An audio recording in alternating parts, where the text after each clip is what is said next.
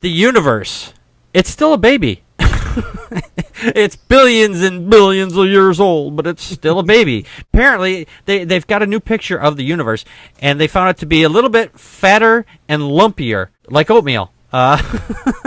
Basically, the astronomers got a baby picture of the universe when it was, well, in its still formation. This came out just this last week, earlier this week. The Big Bang has been the standard for the way the science has been working. Now that might be changing. It's not. That's the nice thing about science, is that it's self-correcting. With this change, we're still most likely going to be referring to it as the Big Bang, but there's been some major changes in that. I'll tell you what, let me get Chris in here. He knows way more about this than I do. Chris, can you tell us about what is basically going on here? Last Friday, Planck Satellite, they finally released 13 papers, actually. And getting through them all is daunting work, by the way. Basically, they're changing the way we view the universe. One of the biggest problems that has us scratching our heads is the background radiation, cosmic background radiation. It's actually a lot weaker than we actually first predicted in the standard model, which was on the magnitude of 10 to the negative 12. Right. It's actually 10 to the negative 5 weaker than the standard model predicts. That's a huge problem, and it has a lot of us physicists going, Doesn't that make the universe basically, instead of speeding away the way we thought it was, at the speed it was going, it was actually going slower? The inflation rate, actually, of our universe and the way we actually view inflation. Actually, that's one of the things that they revised was our inflationary rate. Really? It was 72 point, I believe, 1.5. Now it's 67.45 is, I believe, what the new prediction is. Really? But along with that, it also changed how old we view the universe, too. They've actually increased the age of the universe by about 50 million years, which brings it to 13.82 billion years old. Sorry about that. Which right now is our most accurate age of the universe. Really? And I haven't read the paper on that, and I plan on getting to that by the end of the week, and it should be an interesting read. Yes. So. Yeah, it's this. I was going through this. I was going through about 4 pages that you actually sent to me on this, and yes. I'm sitting here. I'm no slouch, but I'm definitely no physicist either. But I'm sitting here going, "Wow!" It was just there's just so much there to try to. I couldn't eat this as if it was a 4-course meal.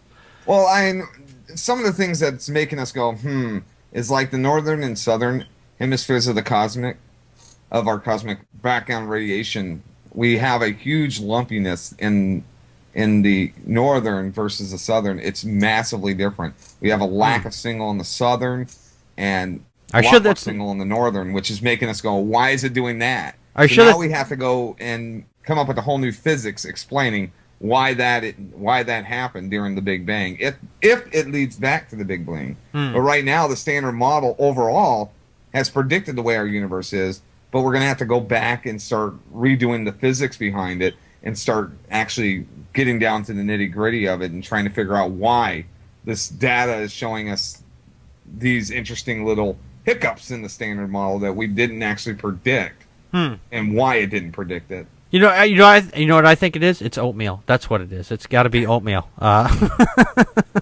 Oatmeal would be a good guess. I'll put my word on. No, I won't. Never mind. That's just not it.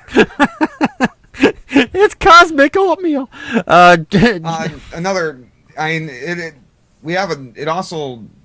We got a better understanding of the redshift from Planck Satellite. There's a lot of information that came out last Friday, and just getting through all the papers is daunting work. I did give you the website, and if anybody would care to look it up, I'm sure Packard can put it up. Yes, it'll be in the show notes at packardpokes@wordpress.com. You can read all the papers and get your physics degree all at the same time.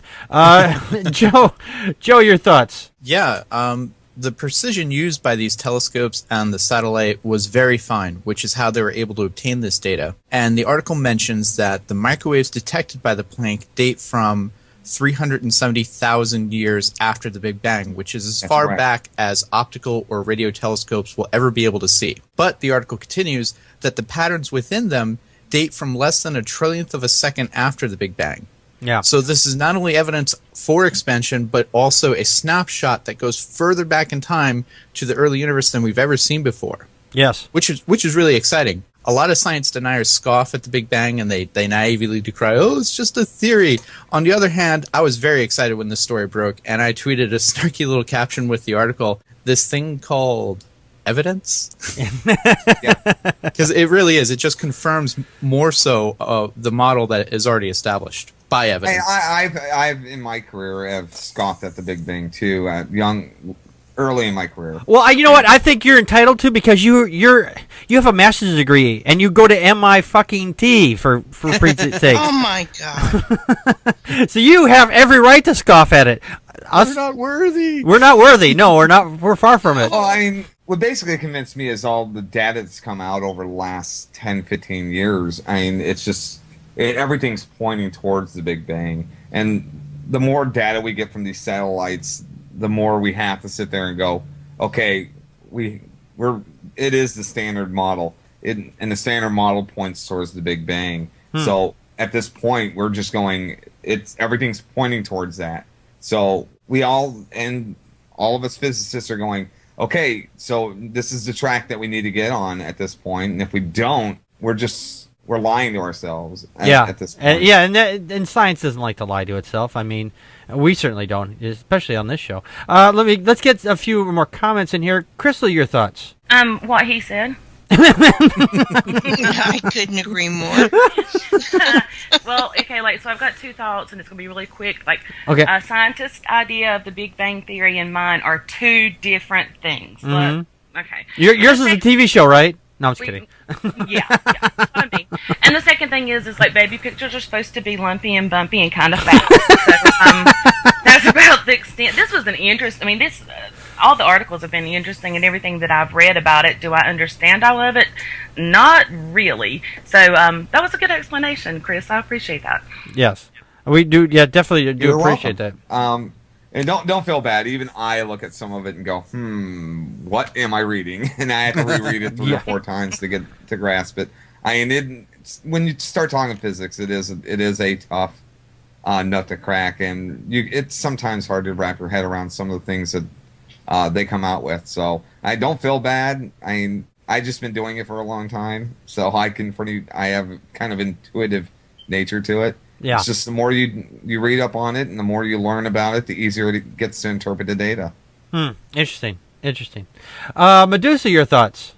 Well, if I had his big brain and I went to MIT, I would have intelligent thoughts. Well, if I went to MIT, I'd be doing something else right now too.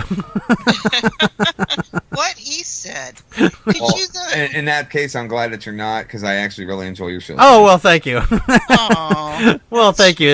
That's very kind of you to say.